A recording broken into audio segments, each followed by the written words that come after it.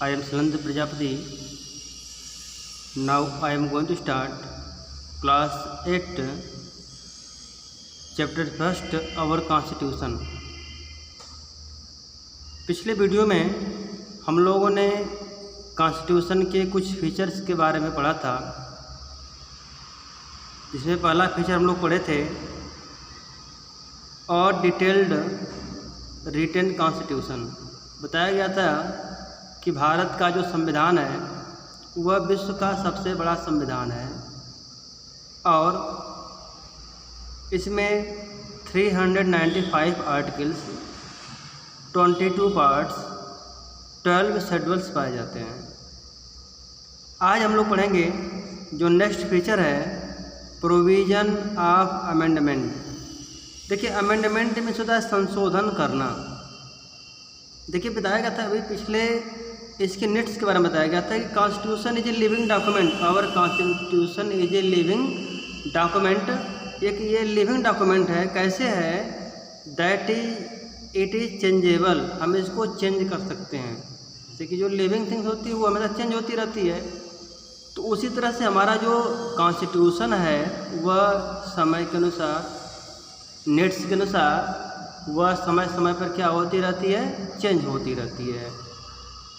It is constantly growing and evolving according to the needs, requirement and aspiration of the people.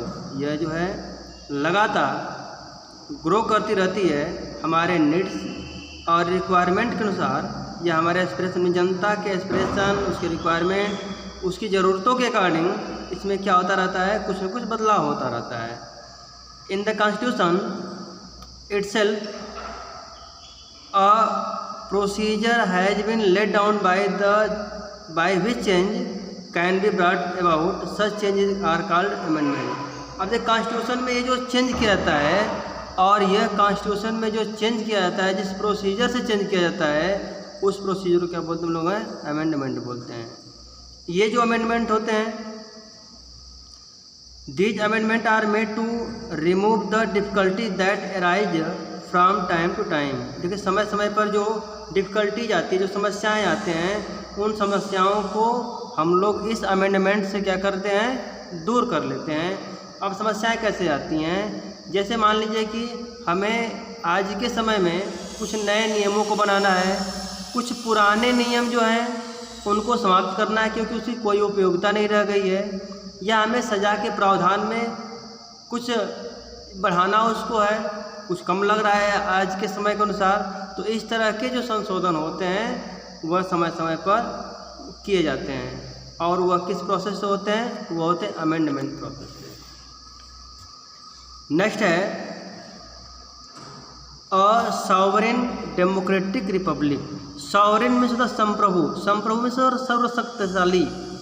देखिए, India as a sovereign country में भारत का एक सर्वशक्तिशाली देश है। इसका मतलब ये हुआ कि it is free from external control. It is free from external control. It can frame its own policies. It can not be dictated by any other foreign country. मतलब ये है कि यह एक्सटर्नल मीन्स बाहरी कंट्रोल से क्या है? Free है। ऐसे बहुत से देश होते हैं जो क्या होते हैं? दूसरे देश के कंट्रोल में काम करते हैं या उसके द्वारा बताए गए रास्ते पर चलते हैं। लेकिन भारत में ऐसा नहीं है। यहाँ पर जो पॉलिसी बनाई जाती है यह खुद बनाई जाती है, दूसरे देश के इशारों पर या दूसरे देश के दबाव में नहीं बनाई जाती है। साथ में ये जो हमारी कंट्री है कैन नॉट बी डिक्टेड बाई, मतलब किसी दूसरे द्वारा ये डिक्टेट नहीं किया जाती, मैं दूसरे द्वारा इसको शासित नहीं किया जाता है दूसरे फॉरेन कंट्री द्वारा। India has a democracy. देखिए, भारत में क्या है? किस तरह का शासन होता है? वो डेमोक्रेसी है। People of India elect their government at all the level by the method of universal adult franchise. देखिए, भारत एक लोकतांत्रिक देश है और भारत में जो गवर्नमेंट के जितने भी लेवल्स हैं, तो भारत में गवर्नमेंट के 3 लेवल हैं। एक यूनियन लेवल, स्टेट लेवल और लोकल लेवल।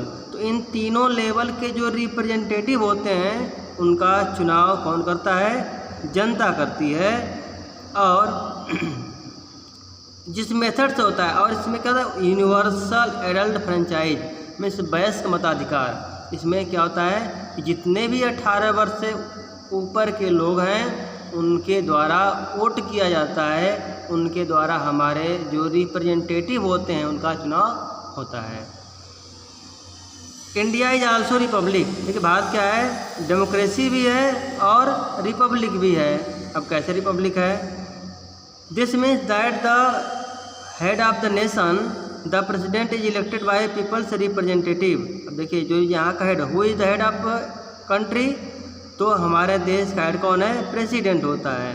तो जो प्रेसिडेंट होता है, जो हमारे देश का हेड होता है, वह जनता के रिप्रेजेंटेटिव के द्वारा क्या होता है, चुना जाता है। और our president is not a hereditary ruler like the British monarch. British में क्या होता है कि वहाँ का जो हेड होता है वो राजा होता है, लेकिन हम राजा कैसा रहेगा, वह हेरिडिटरी रहेगा, मीन्स वंशानुगत रहेगा। लेकिन हमारे देश का जो प्रेसिडेंट होता है वह हेरिडिटरी नहीं रहता, मीन्स वंशानुगत नहीं रहता है। वंशानुगत का मतलब ये हुआ कि राजा है, अगर राजा के मरने के बाद उसके गद्दी का जो उत्तराधिकारी होगा उसका खुद का लड़का होगा। जबकि हमारे भारत में प्रेसिडेंट के इस्तीफे के बाद या कार्यकाल समाप्त होने के बाद या उनकी मृत्यु के बाद उनका लड़का राष्ट्रपति, ऐसा नहीं कि उनको राष्ट्रपति बना दिया, वो एक वंशानुगत रूप से राष्ट्रपति बना दिया, ऐसा भारत में नहीं होता है। नेक्स्ट है सोशलिस्ट एंड सेकुलर कंट्री। देखिए भारत क्या है, सोशलिस्ट में समाजवादी है। द प्रियम्बल, देखिए हमारा जो उद्देशिका है, declare that India is a socialist and secular country. India क्या है, सोशलिस्ट है, समाजवादी है। और सेकुलर, सेकुलर में होता है यह धर्मनिरपेक्ष है, पंथ निरपेक्ष देश है। धर्मनिरपेक्ष में से यहाँ पर किसी धर्म को राष्ट्रीय धर्म की मान्यता नहीं दी गई है। कि हम यह कह सकते हैं कि जो गवर्नमेंट होती है वह किसी धर्म को ज़्यादा अपने राजकीय धर्म के रूप में या उसको ज़्यादा उत्साहित नहीं कर सकती है। मीन्स गवर्नमेंट की नज़रों में सभी धर्म क्या रहने चाहिए, समान रहने चाहिए, वो सबका समान करना चाहिए उसको। Democracy which universal adult franchise ensure political equality to its citizen. देखिए भारत में क्या होता है कि जो यूनिवर्सल एडल्ट फ्रेंचाइज है, जो वयस्क मताधिकार है, इस वयस्क मताधिकार के द्वारा क्या होता है कि जितने भी 18 वर्ष से ऊपर के वयस्क होते हैं सबको क्या मिलता है, पॉलिटिकल राइट। पॉलिटिकल राइट में क्या मिलता है, उनको वोट देने का अधिकार मिलता है। The constitution also has provision to promote social and economic equality in India. साथ में हमारा कॉन्स्टिट्यूशन ये भी कहता है कि भारत में यहाँ पर सामाजिक और आर्थिक समानता लाई जाए। It prevent social inequalities or discrimination on the basis of caste, creed, colour, sex or education. और ये कहता है कि समाज में किसी के साथ उसके धर्म, जाति, कलर या उसके लिंग के आधार पर या एजुकेशन के आधार पर उससे भेदभाव नहीं होना चाहिए। It also has provision to bring the gap of economic inequalities between people. और साथ में ये भी कहता है कि यहाँ पर जो एक इकोनॉमिक अनइक्वलिटीज है उसके गैप को क्या किया जाए, कम किया जाए। India is a secular state. India क्या एक सेकुलर स्टेट है। This means that all citizen irrespective of their religious beliefs are equal before the law of the land. देखिए इसका मतलब ये हुआ कि यहाँ पर रिलीजियस के मैटर में सभी लोगों को क्या है, इक्वल आई से देखा जाएगा। मीन सभी लोग क्या है, इक्वल हैं। The state does not officially promote any one religion. और जो स्टेट होगा या देश होगा वो किसी धर्म को ऑफिशियली प्रमोट नहीं करेगा। In other word the government can not frame such policies that discriminate between various religious communities of India. मतलब ये कि जो गवर्नमेंट है वह यहाँ पर किसी भी